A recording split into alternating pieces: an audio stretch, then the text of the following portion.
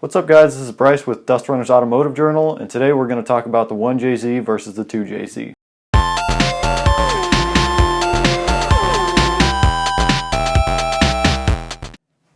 I'm sure by now you guys have seen plenty of videos of 1,000 horsepower Supras, street racing, and doing burnouts.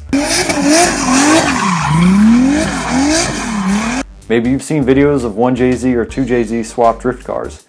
Either way, many people are confused about what a 2JZ is and how it's different than a 1JZ.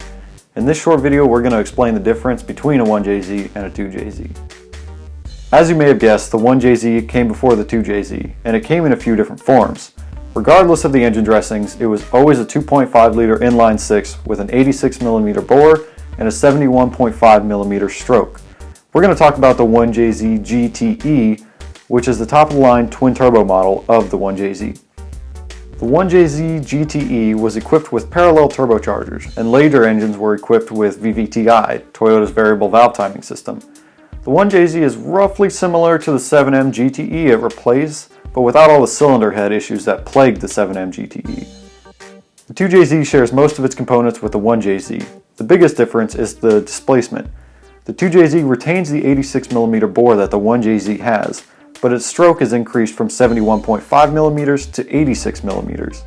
This makes the 2JZ a square engine, which means bore and stroke are equal. This provides a better equal medium between low-end torque and high-end horsepower.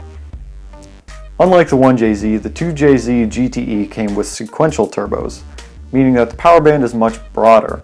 One turbo gives low-end RPM power, and the second turbo comes on at a later RPM to increase power in a very linear fashion. Unfortunately, we can't give you dyno graphs comparing the 1JZ and the 2JZ when modified because it's pretty much impossible to find dyno graphs of each engine modified exactly the same. I can tell you, however, that they respond to modifications nearly identically. The 2JZ, of course, will make a little bit more power and torque thanks to its extra displacement. How well the engine responds greatly depends on the size of the turbocharger. Generally speaking, a 2JZ making around 500 wheel horsepower is going to respond to throttle inputs better than a 1JZ making similar power. This is once again an attribute of that increased stroke of the 2JZ. Contrary to what most people believe, the 1JZ and 2JZ are pretty much equally as strong. Their connecting rods are identical other than the length, and the crank and pistons are pretty much equally strong as well. The reason most people think the 2JZ is stronger is that it can hold up to higher horsepower levels, but they fail to account for that extra displacement. Generally speaking, the 1JZ stock bottom end is good for around 650 to 700 horsepower, and then the stock 2JZ bottom end is good for around 800 horsepower. With some simple math, this will show you that the 1JZ bottom end is good for around 260 horsepower per liter, and the 2JZ bottom end is good for around 266 horsepower per liter. This means that they're pretty much equally as strong.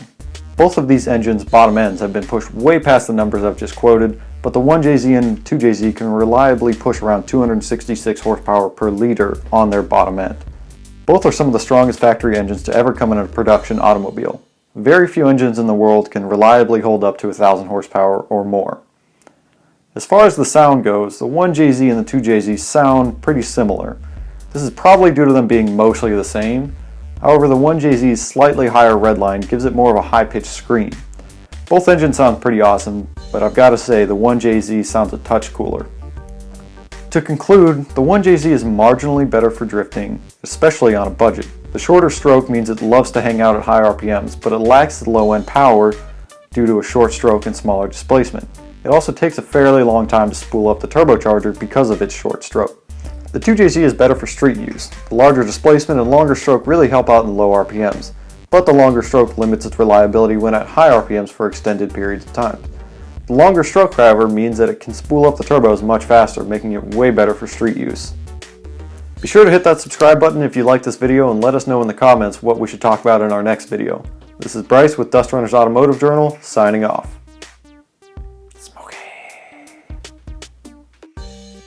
Pants 9000.